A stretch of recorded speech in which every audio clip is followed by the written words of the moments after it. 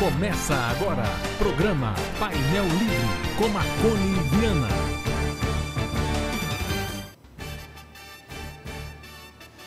Olá, boa noite. Estamos começando mais um programa Painel Livre aqui pela TV Vale. Hoje vamos trazer mais um papo musical. Sexta-feira é dia de papo musical aqui no Painel Livre. Quem veio conversar e cantar pra gente, Heloísa Almeida, que atendeu o nosso convite. Um tempão que já era pra gente ter trazido aqui pra gente fazer esse bate-papo. Mas hoje ela veio para fazer uma apresentação a capela pra gente aqui e contar um pouquinho da sua história aqui no nosso Papo Musical. Quero agradecer a você que nos acompanha. Estamos ao vivo no nosso site, também no Facebook, transmitindo no canal 7 Analógico, canal 34 Digital, e o programa já está disponível em nossa plataforma no YouTube. Heloísa Almeida, que prazer em recebê-la. Seja bem-vinda, boa noite. Gratidão, satisfação toda minha. Boa noite para você, todos os telespectadores. Muito obrigada pelo convite, maravilhoso. O prazer é todo nosso. Vamos conhecer um pouquinho da sua história. Fala um pouquinho de você. Quem é Heloísa Almeida? Conta um pouquinho da sua carreira.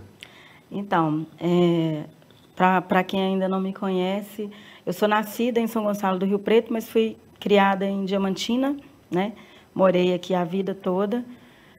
Os meus pais vieram para cá, eu tinha 2 anos de idade. Minha mãe criou toda a filharada aqui mesmo. E eu sempre cresci nesse berço musical, sabe? Ouvindo minha mãe cantando. Minha mãe era uma mulher muito cantadeira. Lavava roupa cantando, cuidava da casa cantando. E o meu pai trabalhava fora, né? Meu pai trabalhava em garimpo. E quando ele chegava, ele pegava a viola, começava a tocar e os dois cantavam lindamente. Então ali eu comecei a entender que realmente a minha história com a música, ela era muito maior e muito além do que uma como que eu posso dizer, do que um hobby, não é um hobby. A música, para mim, ela é muito além, ela é como se fosse uma terapia mesmo, tanto espiritual, né, quanto mental. Quando eu subo no palco, na verdade, eu me desligo, eu me desconecto de tudo. E aí eu consigo entender que realmente a música, a arte que tem dentro de mim, é tudo que eu senti lá atrás, na ancestralidade dos meus pais, dos meus avós. Meu pai, desde criança, ele faz parte de um grupo folclórico da Marujada de São Gonçalo do Rio Preto. Ele tem 76 anos de marujada. Ele é o marujeiro mais velho, o marujo, na verdade, mais velho da Marujada de São Gonçalo do Rio Preto. E ele trouxe para mim também essa questão de amor pela arte, cuidado, zelo. Quando é que você entendeu que isso era algo que podia ser, inclusive, profissional? Por exemplo, uma coisa é você cantar em casa, com a família. Sim. Quando é que você viu que, poxa vida, eu preciso sair disso aqui e ir para os palcos, por exemplo? Olha, eu tinha 15 anos e teve na minha rua um show de calouros, brincadeira de criança.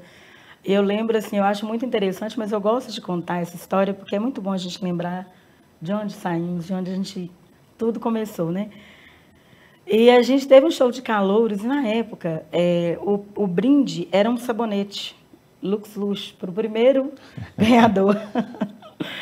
E aí eu ganhei em primeiro lugar. Eu lembro que eu cantei uma música da Sandra de Sá, e aí eu ganhei em primeiro lugar. Foi onde eu comecei a me ouvir, a me escutar. Claro, obviamente, foi um processo muito longo, porque eu não sabia que eu era cantora. Eu descobri nesse dia, mas teve aquela questão da aceitação também, adolescente. E aí eu não gostava de ouvir minha voz. Eu me ouvia e eu era muito exigente comigo. Eu queria melhorar muito, porque eu tinha muito vibrato, mas eu não sabia o que era vibrato naquela época. Depois que eu fui conectando com outros músicos, e fui entendendo que eu precisava melhorar em N coisas. E minha mãe começou a me levar para a igreja para cantar nas missas. E lá eu comecei a cantar na igreja da Consolação, que a gente morava lá perto da Consolação. Depois a gente mudou para o Rio Grande, que é onde os meus pais, meu pai até hoje mora. E eu comecei a cantar nas missas do pão. Aí na missa do pão, que era sagrada toda manhã, eu comecei a participar dos grupos de jovens. E foi acontecendo aquele movimento musical que foi me trazendo cada vez mais a necessidade de trabalhar a música na minha vida. Aí, quando eu tinha uns 17 anos, eu formei uma banda, com até alguns amigos que hoje já não estão mais aqui presentes nesse plano, outros que permanecem na música, os meus amigos todos permanecem na música. Eu tenho muito orgulho de saber que eu vim dessa turma maravilhosa aí que continua levando, né, o legado. A gente montou uma banda de axé na época. E aí estourou essa banda aqui em Diamantina. A gente fazia shows nos festivais, a gente fazia shows no carnaval. Era muito interessante, sabe, esse movimento todo. E aí eu fui tomando amor e gosto pela música. Cada dia mais eu me apaixonava e me fascinava mais pela música. E você, hoje, como se define como cantora? Então, hoje, eu tenho muito orgulho da minha história, né? Tudo que eu passei, que eu vivi, hoje eu sou a construção disso tudo. Às vezes eu penso assim, em alguns momentos, eu poderia estar morando em outros lugares, né? Poderia estar trabalhando e vivendo só de música, né? Mas aí eu penso, não, eu estou exatamente onde eu devo estar, no meu momento presente aqui agora, que é muito importante. Porque, enquanto cantora, compositora, eu sei que, através da música, eu consigo mudar a vida de muitas pessoas e sou também moldada ao mesmo tempo, que eu sou recebida pelas pessoas com calor humano, com gratidão, com carinho, aquilo tudo me transforma, me transmuta. Então, enquanto cantora, eu tenho muito orgulho de dizer que eu sou cantora, embora eu não viva só da arte, né? Quisera eu viver só da arte, mas tem outras formas de fazer arte, né? Eu tenho hoje um trabalho maravilhoso, incrível, em São Gonçalo do Rio Preto. Eu trabalho na Prefeitura Municipal de lá, estou como superintendente de assistência social, mas acabou que eu levei a cultura para o social. E aí a gente não teve escapatória, era pandemia. Aí eu comecei a sair pelas ruas de Rio Preto cantando. Aí eu botei o nome, na época, Música na Janela. A galera de Rio Preto dorme super cedo, então 7 horas da manhã eu já estava caminhando nas ruas com um violão, 2 violões no máximo, e aí a gente ia cantando e levando um abraço, mesmo que de longe, para as pessoas se sentirem mais acolhidas, entenderem que valia a pena ter paciência, esperar o processo de todo o movimento que a gente estava vivendo devido à pandemia. Mas eu entendi muito que a gente não vive sem arte. Durante a pandemia eu pude entender que a gente vive sem muitas coisas, que a gente teve que abrir mão. Mas por que abrir mão da arte, né? Então, assim, teve vários movimentos culturais no Brasil inteiro fazendo. Claro que esse projeto não é meu, é um projeto que eu copiei, que eu vi alguns músicos fazendo e apaixonei por isso e falei, eu vou fazer isso aqui em Rio Preto. E até hoje esse projeto tomou vida e ganhou tanta vida que hoje a gente tem um coral com o grupo da Melhor Idade Recomeçar e Viver, que agora faz parte também do CRAS, e temos 2 corais, um de crianças, que chama Vozes do Rio, e o coral Recomeçar e Viver. Então, assim, eu entendi que não há necessidade de eu ser uma cantora famosa, de sucesso. Ser bem-sucedido enquanto artista é quando você consegue tocar uma alma. Eu acho muito interessante isso. Luísa, você fala muito da ancestralidade. Que ancestralidade é essa? Você tem a ver com o Marujada ou esses movimentos afro-brasileiros? Então, tem a ver com tudo, né? Porque se a gente for olhar direitinho, analisar direitinho, a ancestralidade é tudo isso. A Marujada chegou no Brasil através dos escravos, né? O meu pai conta essa história pra gente, que os escravos vinham da África, em navios negreiros, e todos que morriam eram jogados, lançados ao mar. E que teve alguns escravos que falaram que se eles chegassem com vida, em terra firme, que eles iriam louvar Nossa Senhora do Rosário, com a Marujada. E eles chegaram, cumpriram, e assim nasceu a Marujada, segundo os relatos do meu pai, de 84 anos. E aí a Marujada chegou em Rio Preto, em São Gonçalo do Rio Preto, pelo Bonfim, que é uma comunidade que tem lá. e foi ganhando vida. E hoje ela tem mais de 200 anos. E cada vez ela vai melhorando mais ainda, vai aumentando o número de pessoas. Os jovens se agregam. É um movimento cultural maravilhoso. Isso, para mim, é ancestralidade. Mas ainda tem também a minha questão, que é uma questão muito particular, que o fato de eu ser uma mulher negra também, e a minha musicalidade vem muito do terreiro, sabe? Minha musicalidade ela vem dos barulhos do atabaque, do samba, da possibilidade de entender, de pelo menos levar para as pessoas esse entendimento de que, embora a espiritualidade é individual, seja individual, como eu estou falando, é da minha individualidade, eu acredito muito que os meus ancestrais são aquelas que vieram antes de mim. Alguém veio antes de mim, veio antes de você, abrindo caminhos para a gente chegar até aqui, né? Então, quem foram esses que abriram esses caminhos para a gente?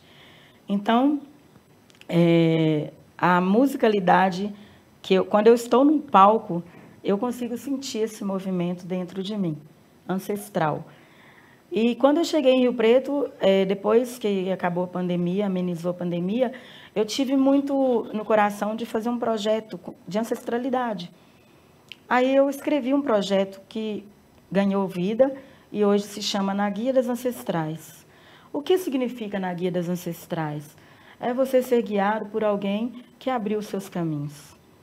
Onde ainda eram trilhas, elas caminhavam em trilhas, e hoje são estradas. Eu até, inclusive, compus uma música chamada Estrada Vermelha, porque toda vez que eu vou fazer esse movimento do projeto Na Guia das Ancestrais, eu entro numa estrada vermelha para entrevistar. Eu saio para entrevistar as mulheres mais velhas da cidade. Quais são essas mulheres? As mulheres invisíveis, que ninguém nem lembra que existe mais. Dona Maria, que mora lá no Santo Antônio, ela é benzedeira, ela é parteira, ela faz sabão, sem usar soda, faz tudo orgânico, planta a horta dela e tem 88 anos. Essa mulher, como é a história dessa mulher? Eu vou lá contar para ela contar para mim. Peço licença para acessar a memória, né? Que é muito importante, o respeito, né? E aí ela conta as histórias dela e conta as histórias das suas ancestrais.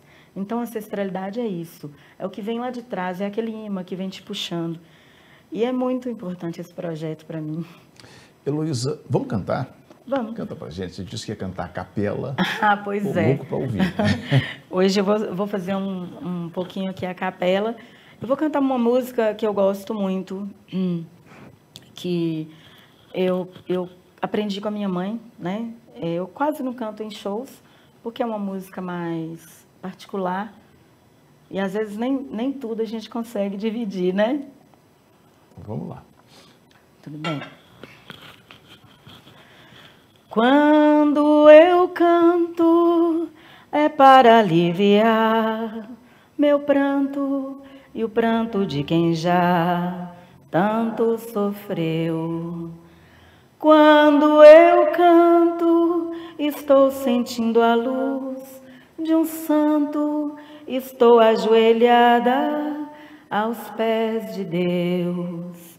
Canto para anunciar o dia, canto para amenizar a noite, canto para denunciar o açoite, canto também contra a tirania, canto porque numa melodia acendo no coração do povo a esperança de um mundo novo.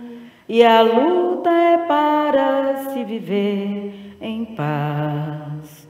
No poder da criação, sou continuação, eu quero agradecer. Foi ouvida minha súplica, mensageira sou da música. O meu canto é uma missão, tem força de oração, e eu cumpro meu dever. Aos que vivem a chorar, eu vivo para cantar, eu canto para viver. Aos que vivem a chorar, eu vivo para cantar e canto para viver. Bravo, Heloísa Almeida, aqui no nosso Papo Musical. A gente vai fazer um rápido intervalo. Voltamos já.